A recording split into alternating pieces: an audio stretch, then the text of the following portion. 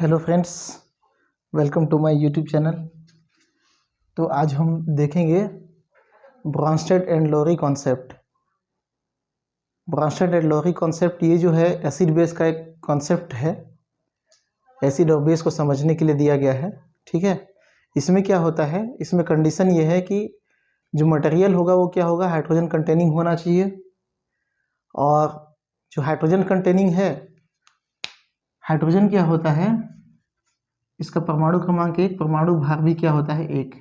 मतलब इसमें न्यूक्लियस में एक प्रोटॉन होता है और बाहर में उसके स्फीयर में एक इलेक्ट्रॉन होता है। ठीक है, अगर हम इस इलेक्ट्रॉन को यहाँ से निकाल दें, रिमूव करा दें, तो ये जो हाइड्रोजन है वो क्या बन जाता है, H+।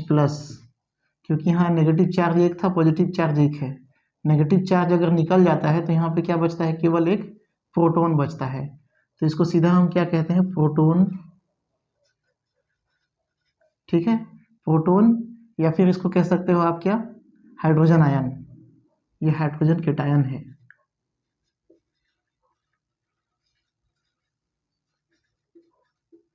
या हाइड्रोजन आयन भी कह सकते हो, क्योंकि हाइड्रोजन में क्या होगा, एक पॉजिटिव चार्ज होगा, इसलिए केटायन कह दिया।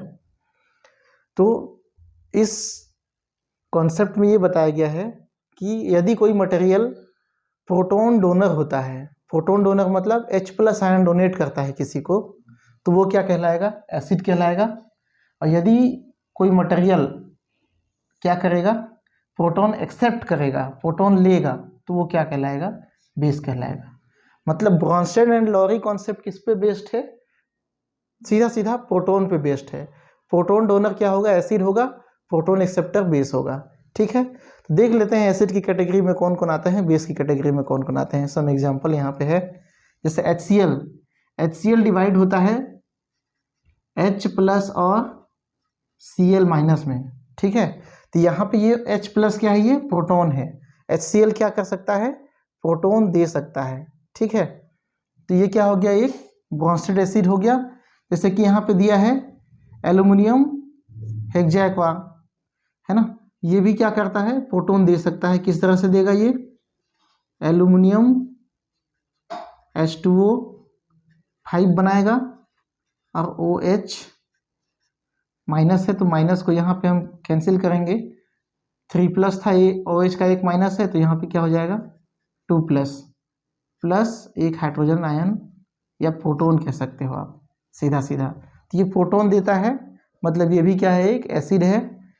यहाँ पे है HCO3 भी क्या करता है, एक प्रोटॉन डोनेट कर सकता है, प्लस CO3 2- में ये टूट सकता है। ठीक है, यहाँ से प्रोटॉन निकल गया, आपने नेगेटिव चार्ज वहीं छोड़ दिया, तो ये क्या बन गया, CO3 2-, पहले क्या था 1-। तो इस तरह क्या होते हैं, प्रोटॉन डोनेट करने वाले मटेरियल जो होते हैं, चाहे वो मॉलिक्यूलर हो, केटायनिक हो या एनायनिक। मैंने तीनों का एक एक एग्जांपल लिया। ये क्या है, न्यूट्रल था, और ये क्या है, केटायनिक केटायनिक मटेरियल है, और ये क्या है, एनायनिक मटेरियल है। ठीक है, तो इसी टाइप से हम बेस को भी देखते हैं। बेस ये न्यूट्रल है, ये हाइड्रोजन आयन यहाँ पे क्या कर रहा है, एक्सेप्ट कर रहा है। C5H5N हाइड्रोजन आयन एक्सेप्ट करेगा, क्या बनाएगा, C5H5NH+। यहाँ कोई चार्ज नहीं था, एक हाइड्रोजन आयन एक्सेप्ट करने के बाद में यहाँ पे क्या आ गया, एक प्लस चार्ज आ गया। ठीक है, ये केटायनिक है। सेम इसी का रिवर्स है, ये प्रोटॉन एक्सेप्ट करेगा, क्या बना देगा, ये बना देगा। देखिए यहाँ पे प्रोटॉन एक्सेप्ट कर रहा है, 2+ था, एक्सेप्ट करके क्या बना दिया, H2O6, यहाँ H2O5 था, इस OH के साथ में ये प्रोटॉन क्या कर दिया, अटैच कर दिया, और यहाँ पे क्या बन गया, 3+ कैटायन। ठीक है, इसी टाइप से नेगेटिव आयन भी मॉलिक्यूल हो सकता है। ये एक प्रोटॉन दे भी सकता है और एक प्रोटॉन ले भी सकता है। मतलब ये कहीं पे एसिड की तरह बिहेव करेगा, कहीं पे बेस की तरह बिहेव करेगा, जहाँ जैसा रिक्वायरमेंट होता है। तो ये क्या करता है, एक प्रोटॉन लेता है और क्या बनाता है, H2CO3। ठीक है, मतलब क्या हुआ, ये एक यहाँ पे एक बेस की तरह कार्य कर रहा है। ठीक, तो ये तो हो गए ब्रॉन्स्टेड एंड लोरी कॉन्सेप्ट के अनुसार एसिड और बेस। यहाँ पे एक और टर्म आपको ऐड करना पड़ेगा, एग्जाम में जब पूछा जाएगा, इसी के अंडर में आता है कॉन्जुगेट एसिड बेस पेयर। ये कॉन्जुगेट एसिड बेस पेयर होता क्या है? तो कॉन्जुगेट एसिड बेस पेयर जो होता है, दोनों क्या होता है, दोनों में डिफरेंस होता है क्या? 1 प्रोटॉन का डिफरेंस होता है। दोनों में क्या होता है? 1 प्रोटॉन का डिफरेंस होता है। कैसे हम समझते हैं? देखिए, यहाँ पे एक HCl हमने लिया और एक H2O लिया। H2O जो है एम्फोटेरिक टाइप का होता है, एसिड की तरह बिहेव करता है, बेस की तरह भी बिहेव करता है। जैसे ये भी क्या था, एसिड की तरह बिहेव कर रहा था, यहाँ बेस की तरह बिहेव कर रहा था। ये भी क्या है, एम्फोटेरिक गुण का होता है, दोनों तरह बिहेव करता है। ठीक है, तो यहाँ पे H2O चूंकि HCl के साथ में है तो ये क्या करेगा, बेस की तरह रिएक्ट करेगा, क्योंकि ये HCl क्या है, एक स्ट्रॉन्ग एसिड है। ठीक है, स्ट्रांगली ये क्या करेगा, H+ आयन किसको डोनेट करेगा, बेस को। ठीक है, और ये जो बन जाएगा क्या, H3O+ आयन। ठीक है, H3O+ आयन ये कैसे एक्सेप्ट करता है, H2O के पास में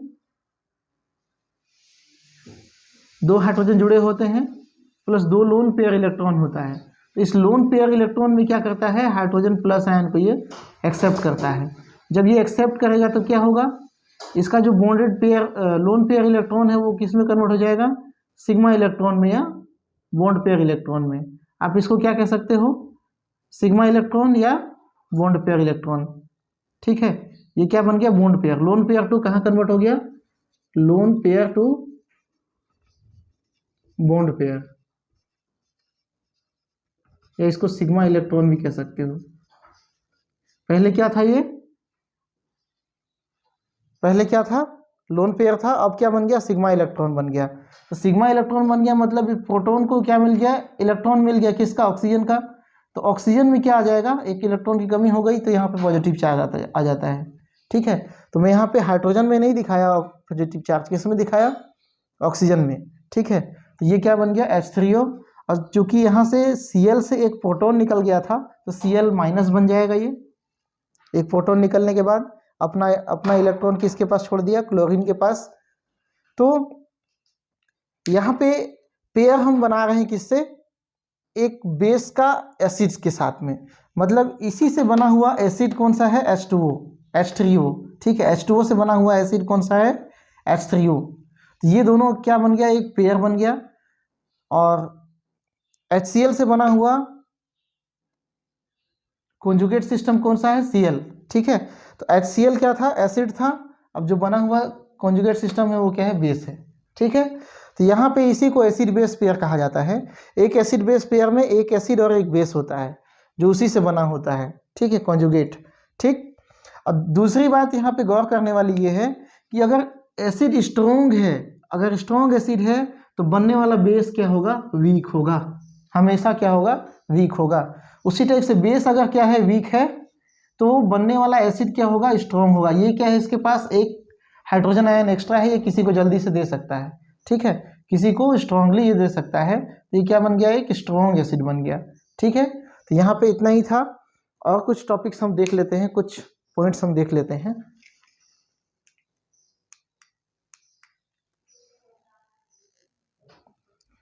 तो यहाँ पे एक और टॉपिक इसी के अंतर्गत आता है, strength of oxy acid. Oxy acid क्या होते हैं, किसी भी एलिमेंट का ऑक्सीजन के साथ कंपाउंड जो बनता है उसको हम ऑक्सी एसिड कहते हैं, और ये एसिडिक बिहेवियर करता हो। ठीक है, तो यहाँ पे मैं कुछ एग्जांपल लिया हूँ, HClO, HClO, HClO2, HClO3, HClO4, H2, SO3 और H2SO4, HNO2 और HNO3। ठीक है, तो यहाँ पे क्या होता है कि जैसे केंद्रीय सेंट्रल एटम का या हैलोजन यहाँ पे है जो कि सेंट्रल एटम, तो इसका ऑक्सीडेशन स्टेट बढ़ता है। ऑक्सीडेशन स्टेट क्या होता है, उसमें से कितना इलेक्ट्रॉन निकल गया। ठीक है, कितना इलेक्ट्रॉन जो है सामने वाला ले लिया।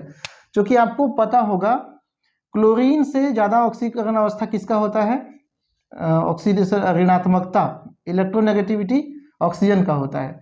तो जब भी HClO3 का अगर हम यहाँ पे डायग्राम देखें, HClO3, ठीक है, तो यहाँ पे क्या होता है, ये डबल बॉन्ड में होता है, ये डबल बॉन्ड में होता है। ठीक, ऑक्सीजन की कैपेसिटी क्या होती है, 2 बॉन्ड बनाने की होती है, एक बॉन्ड इधर जुड़ा है। तो यहाँ पे क्या है, ये मैं HClO3 का एग्जाम्पल बता रहा हूँ कि ऑक्सीकरण अवस्था कैसे निकालेंगे आप। तो यहाँ पे जो इलेक्ट्रॉन है वो किधर मूव करेगा, ऑक्सीजन की ओर मूव करेगा, ठीक है, ऑक्सीजन की ओर मूव करेगा। क्योंकि 5 बंद है तो 5 इलेक्ट्रॉन को ऑक्सीजन अपनी ओर खींच रहा है, मतलब इसका ऑक्सीकरण अवस्था क्या हो जाएगा, +5। इसी टाइप से यहाँ पे क्या था, ClOH, तो ये क्या कर रहा था, एक इलेक्ट्रॉन को अपनी ओर खींच रहा था, तो यहाँ पे क्या होगा, इसका ऑक्सीकरण अवस्था 1।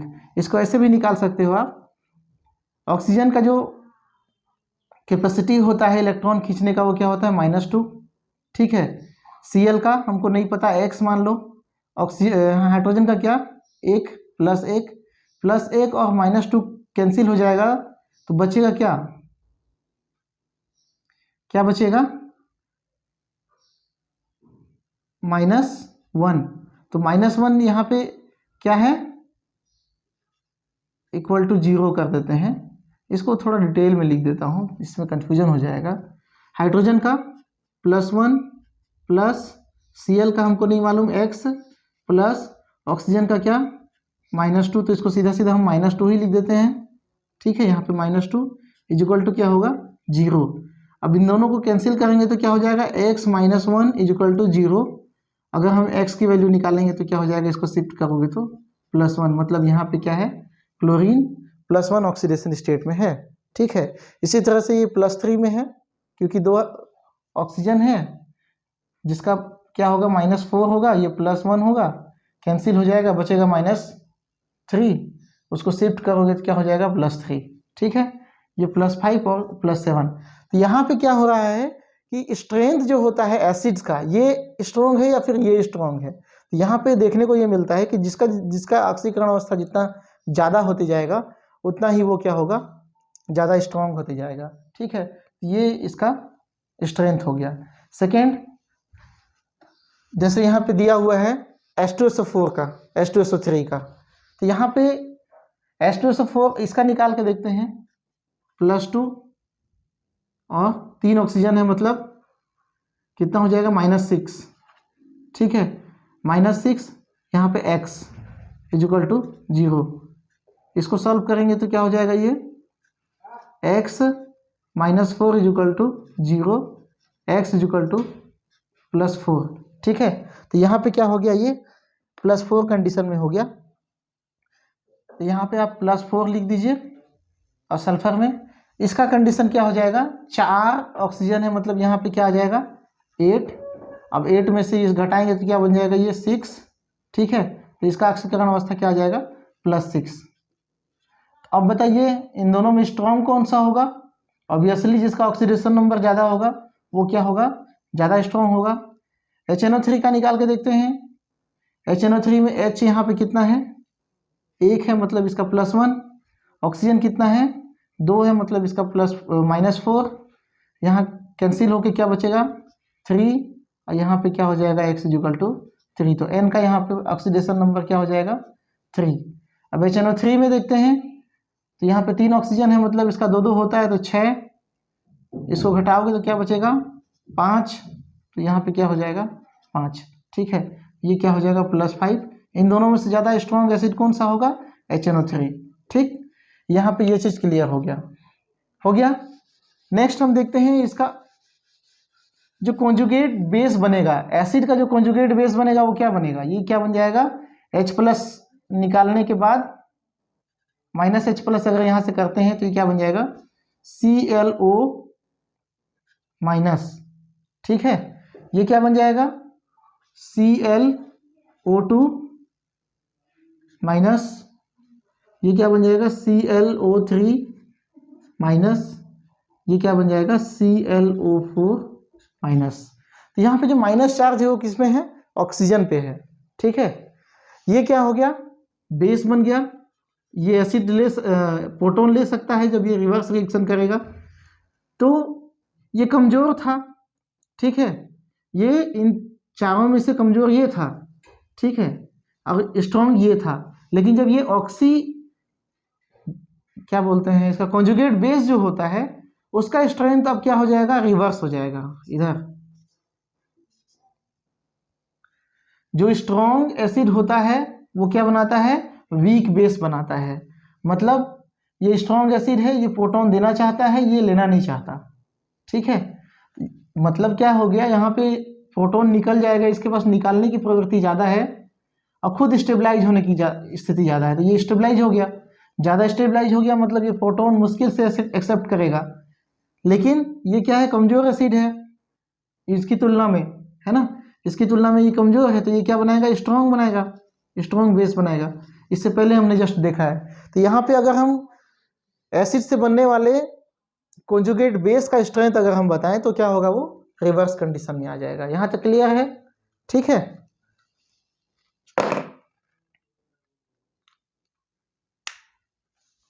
तो यहाँ तक तो था क्या आपका ब्रोंस्टेड एंड लॉरी कॉन्सेप्ट।